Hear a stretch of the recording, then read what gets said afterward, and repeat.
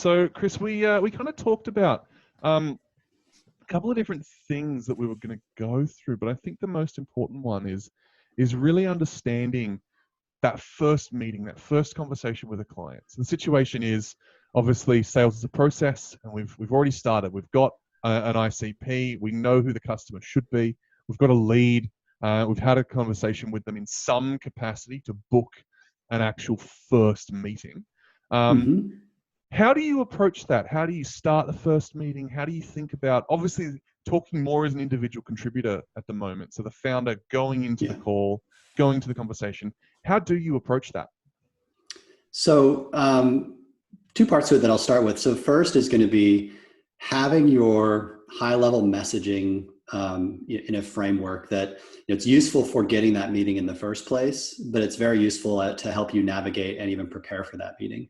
And then the second part would be the structure of the meeting itself, how to flow through that meeting to where, you've got room to maneuver, but there's also structure and kind of clarity of how that meeting should progress. Because there really is a set way that you should handle that, that you can navigate through without it feeling constrained. So I'll start with the framework just because I think that gives good context. I think it also helps in how you prepare.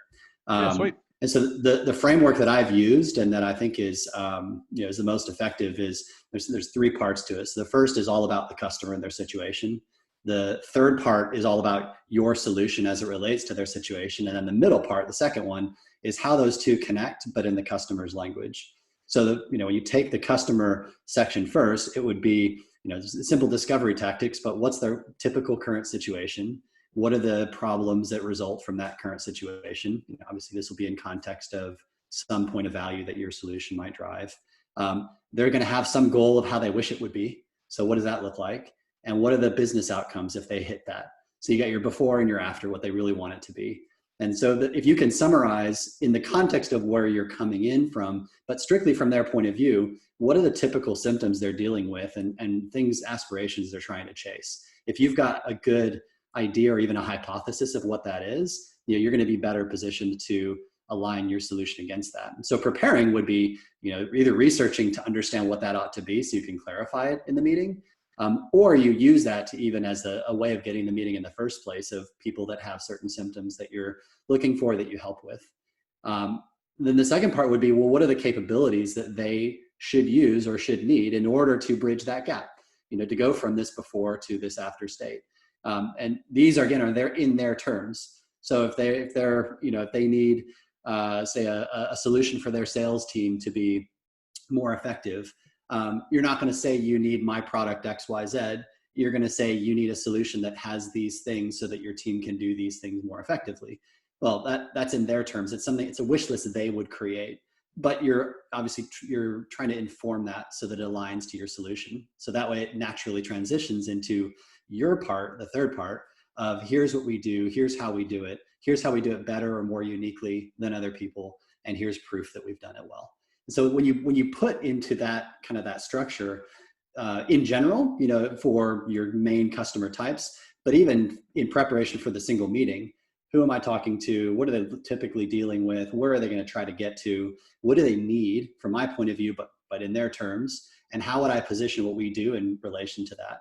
That's the framework that you go to bring into that meeting. It's a lot that I said. I'll pause real quick in case you have questions, and I can get into how that flows into the meeting itself. No, Chris, I really like that. I do have one question though. So you've mentioned understanding who they are, the symptoms of their problem, talking their language, which I love. A lot of people do miss that and talk in their own language and lose the sale because of that at such an early stage.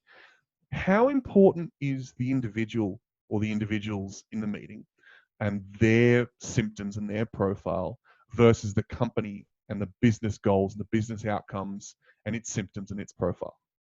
Equal, definitely. You can't separate one from the other. You could, in theory, address an individual's own kind of personal agenda and not really attach to a big business problem, but you're going to need someone that's got some serious clout to push that through. More likely, you need to attach to both. If you can attach to an existing business problem, they're going to get, you know, the consent from other people that are part of the decision they need to make, and the funding and everything that will come with it. But they're going to be compelled to push that forward, to be your champion, if they have a vested interest in it.